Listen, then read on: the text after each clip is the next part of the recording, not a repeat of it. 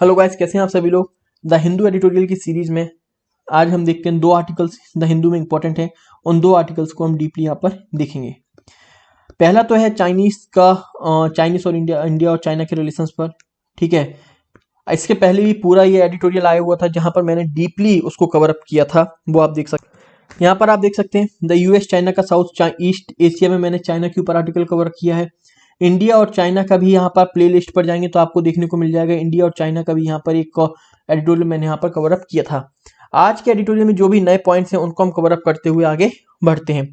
तो author basically जैसे कि हमें पता है कि यहाँ पर ये द हिंदू आजकल एंटी गवर्नमेंट चल रहा है, तो उसी के एंटी गवर्नमेंट में उसने कुछ स्टेप्स बताए कि चाइना किस तरीके से और आगे बढ़ता जा रहा है और इंडिया हर मैटर में सबमिसिव अपना रुख दिखा रहा है। ठीक है, दबता चला जा रहा है इंडिया, क्योंकि इंडिया के पास कुछ स्टेप्स नहीं बचे हैं। क्या स्टेप्स ले?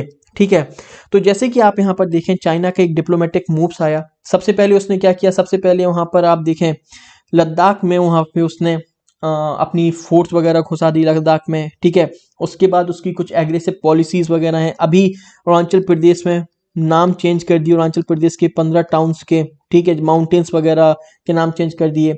इससे पहले भी 2017 में भी इसी टाइप के स्टेप्स ले चुका था। पर एक्सटर्नल ऑफ मिनिस्ट्री ने इसके बाद भी सिर्फ इतना कहा, नाम चेंज करने से कुछ नहीं होता है, हम विंटर ओलंपिक्स में भी कंटिन्यूसली पार्टिसिपेट कर रहे हैं। चाइना कोई भी एग्रेसिव स्टेप लेता है, यहाँ तक कि जब जम्मू कश्मीर का इशू आया, ठीक है, जम्मू कश्मीर के इशू में वो यूएनएससी चला गया। फिर भी जब चाइना हांगकांग के ऊपर या तिब्बतन ताइवान के ऊपर कुछ भी स्टेप्स लेता है, हम शांत रहते हैं, हम वहां पर कोई भी स्टेप्स नहीं ले रहे हैं। तो ऑथर कहता है ये सब क्या है, मतलब हम इतना शांत क्यों हैं। ठीक है, इतना सबमिसिव रुख क्यों दिखा रहे हैं हम चाइना के प्रति, हर चीज में हम शांत दिख रहे हैं यहाँ पर। इसके बाद आप देखें चाइना अब यहाँ पे क्या कर रहा है, चाइना इंडिया के बॉर्डर पर, ठीक है, इंडिया के बॉर्डर पर इंडिया के साइड में कई सारे यहाँ पर सेटलमेंट्स तैयार कर रहा है, विलेजेस यहाँ पर बना रहा है। ठीक है, सेटलमेंट विलेजेस टाइप के यहाँ पर बनाता जा रहा है, ये देखें आप। ठीक है, 628 जियोकांग बॉर्डर पर विलेज यहाँ पर क्या किया गया है, विलेजेस सेटअप कर दिए चाइना ने। इसी तरीके से एलएसी पर देखें अरुणाचल प्रदेश की तरफ यहाँ पर एक और विलेज यहाँ पर सेटअप कर दिया। सैटेलाइट इमेजरी से ये सारी चीजें पता पड़ रही हैं।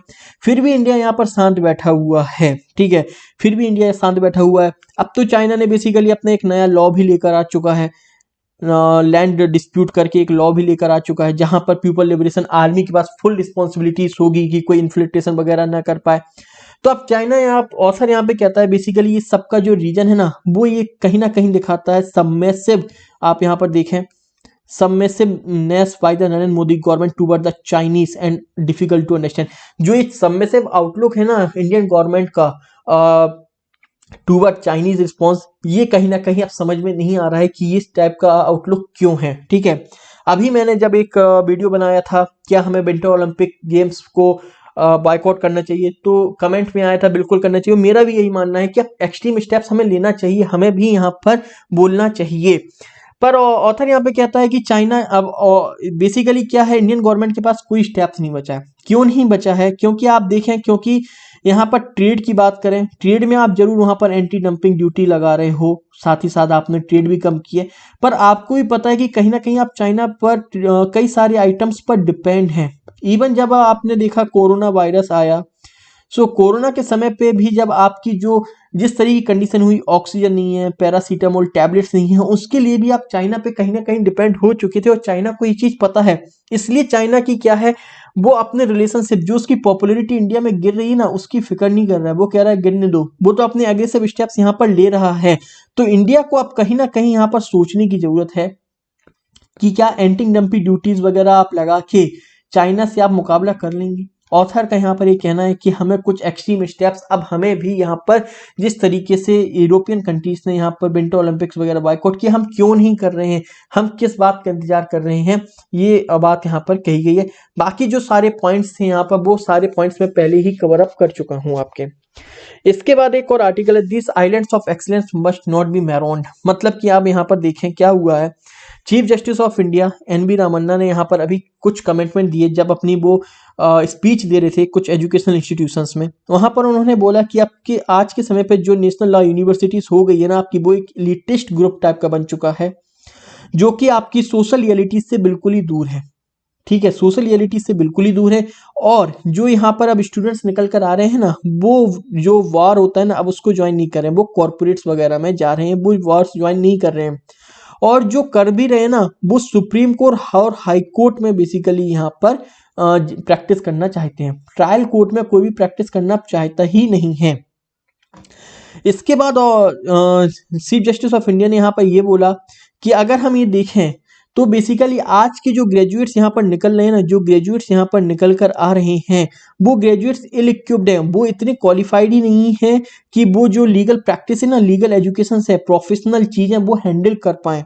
उसका कारण उनकी सब स्टैंडर्ड एजुकेशन है। और साथ ही साथ इन्होंने कहा कि आज जो इंस्टीट्यूशन आप देख रहे हैं ना, उनका भी जो बेसिकली वो सब स्टैंडर्ड हो चुके हैं, अब वो एजुकेशन प्रोवाइड नहीं करा पा रहे हैं। ये सारी चीजें देखते हुए ऑथर कहता है कि क्या सही है क्या गलत है उसे नहीं पता है, लेकिन वो अपने व्यू जरूरत क्या है, क्या जो CGI chief justice of India ने कहा क्या वो कंप्लीटली सही है क्या कंप्लीटली गलत है, पर उसकी जब वो एक अलग मैटर है। बात यह है कि अगर क्वेश्चन उठ रहा है तो हमें इसकी जांच करनी होगी कि ऐसा क्यों सवाल उठ रहा है, ऑथर का कहना है। ऑथर सबसे पहले यहाँ पर कहता है कि सबसे पहले आप देखें कि जो नेशनल लॉ यूनिवर्सिटीज है, नाम नेशनल लॉ यूनिवर्सिटीज है, लेकिन इसको फंड कौन करता है, इसको फंड किया जाता है स्टेट गवर्नमेंट्स के द्वारा। Established and they are partially funded by the state governments, इसको फंड करती है, नाम नेशनल यूनिवर्सिटीज है, पहली चीज। दूसरी बात, प्रॉब्लम अब यहीं पर आ रही है कि स्टेट धीरे धीरे क्या कर रही है, जो फंडिंग है ना वो विथड्रॉ कर रही है। अब जब फंडिंग विथड्रॉ कर रही है, सेंटर फंड देगा नहीं। अब जब सेंटर फंड यहाँ पर देगा नहीं तो इनको खुद ही फंड, वो अपना रिसोर्स खुद ही अपने पैसा वो जनरेट करना होगा, पर वो कैसे करेंगे, एक ये प्रॉब्लम यहाँ पर आ रही है। दूसरी बात ये आ रही है कि ये जो आप नेशनल आप देख रहे हैं जो एजुकेशन हो चुकी है ना यहाँ पर, वो एजुकेशन आप देखें कि अब ये एजुकेशन सोशल रियलिटीज से बिल्कुल ही अलग हो गई है। अब यहाँ पर आप देखेंगे सोशल रियलिटीज की बातें नहीं हो रही हैं, ये प्योरली थ्योरेटिकल बातों पर ही विश्वास करते हैं। प्रैक्टिकल नॉलेज यहाँ पर खत्म हो चुकी है, सोशल रियलिटी से डिटैच्ड हो चुके हैं। पर अब लीगल प्रैक्टिस है, हम बात करते हैं लीगल प्रैक्टिस की, नाम ही है जब लीगल प्रैक्टिस, तो जब तक प्रैक्टिस नहीं करेंगे, प्रैक्टिकल नॉलेज नहीं होगी, तो फिर इस थ्योरेटिकल चीज का काम क्या है। तो यहाँ पर हमें प्रैक्टिकल सोशल जो आज क्राइटेरिया जो चीजें हो रही हैं सोसाइटी में, उस पर हमें बेसिकली काम करना होगा। तीसरा ये कहता है कि आप देख रहे हैं कि यहाँ पर क्या हो रहा है, अब नेशनल लॉ यूनिवर्सिटीज में आपकी जो टीचर्स हैं वो ही आपकी रिसर्च कर रहे हैं, वो ही टीचर्स हैं, तो ना तो वो टीचिंग सही से कर पा रहे हैं, ना रिसर्च वर्क सही से कर पा रहे हैं, दोनों जगह फेल हो रहे हैं। आपने दो नावों पे सवार करा दिया, दोनों नाव डूब जाएंगी वो। यहाँ पर एक प्रॉब्लम ये आ रही है। तीसरी प्रॉब्लम ये आ रही है कि they are facing a stiff competition from the private universities, और वो अपने आप को उस तरीके से मॉडिफाई कर नहीं पा रहे हैं जो प्राइवेट यूनिवर्सिटीज कर रही हैं, वो अपने आप को कर नहीं पा रहे हैं। तो सबसे बड़ा कंपटीशन उन्हें यहाँ पर प्राइवेट यूनिवर्सिटीज से भी फेस हो रहा है। थर्ड रीजन देखते हैं कि स्टूडेंट्स प्रोटेस्ट हो रहे हैं। स्टूडेंट्स प्रोटेस्ट क्यों हो रहे हैं, क्योंकि जो यहाँ पर डिसीजन मेकिंग है ना, वहां पे बहुत ज्यादा टाइम लग रहा है, बहुत ज्यादा टाइम कंज्यूमिंग, बहुत ज्यादा वहां पर टाइम लग रहा है, डिले हो रहा है। इस वजह से आप देख रहे हैं कि यहाँ पर कई बार प्रोटेस्ट भी, आपको स्टूडेंट्स के प्रोटेस्ट देखने को यहाँ पर मिलते हैं। आफ्टर दैट यहाँ पर ऑथर कहता है, it is equally important that the pedagogy must be focused on the practical aspects of law। हमें प्रैक्टिकली थिंग्स पर ज्यादा विश्वास करना चाहिए। सॉल्यूशन में अगर देखें तो प्रैक्टिकल चीजों पर हमें जाना चाहिए, ना कि थ्योरेटिकल। कितना थ्योरेटिकल पढ़ाओगे भाई, प्रैक्टिकल चीजें कराओ ना, लीगल प्रैक्टिस है, प्रैक्टिकल चीजें कराओ। ओके, द कोर्सेस, इस तरीके से जो कोर्स होने चाहिए वो इस तरीके से होने चाहिए जहां पर आपकी practical understanding with the functioning of loss और जस्टिस, ये सारी चीजें थ्योरेटिकल के साथ प्रैक्टिकल उनकी नॉलेज भी यहाँ पर आए, हमें इस पर फोकस करना होगा। सेकंड यहाँ पर पॉइंट ऑथर कहता है कि हमें क्या करना होगा, जजेस और एडवोकेट्स को यहाँ पर अपने आप से कंट्रीब्यूशन देना होगा। जजेस प्लस एडवोकेट्स को यहाँ पर अपने आप से कंट्रीब्यूशन देना होगा। यहाँ पर बेसिकली कोर्सेस लेने होंगे, फ्री लेक्चर्स लेनी होगी। साथ ही साथ जो यहाँ पर नेशनल लॉ यूनिवर्सिटीज के स्टूडेंट्स हैं उन्हें, जैसे कि आप देखते हैं ना इंटर्नशिप होती है, उसके लिए पेड इंटर्नशिप यहाँ पर करनी होगी। इससे क्या होगा, इससे लोग मोटिवेट होंगे और उनको लीगल जो प्रैक्टिकल नॉलेज की बात हो रही ना, वो यहाँ पर उन्हें हैंडल हो पाएगी, प्रैक्टिकल नॉलेज यहाँ पर उन्हें मिलेगी। इसके साथ ही साथ जैसे हर जगह आप देख रहे हो, नीट में हो गया है, एमबीबीएस में हो गया है, एक इंडिपेंडेंट रेगुलेटर होता है ना, यहाँ पे भी हमें एक इंडिपेंडेंट रेगुलेटर की जरूरत है, जो कि अभी नहीं है। एक इंडिपेंडेंट रेगुलेटर यहाँ पर बनना चाहिए for the law education India. जो आप बाकी कोर्सेज में आप देखते हैं कि वहाँ पर एक इंडिपेंडेंट रेगुलेटर है, आप IIT जेई चले जाएं या फिर किसी भी एग्जाम्स में जाए, तो इंडिपेंडेंट रेगुलेटर होना जरूरी है, जो कि लॉ यूनिवर्सिटीज में, लॉ कॉलेज में नहीं है, वो एक होना चाहिए। ये सारी चीजें ऑथर यहाँ पर बोलता है। एंड थैंक यू गाइस, अगर वीडियो पसंद आती है तो लाइक, सब्सक्राइब एंड शेयर जरूर करें, और देख वीडियो को ज़्यादा से ज़्यादा शेयर करें guys. Thank you so much.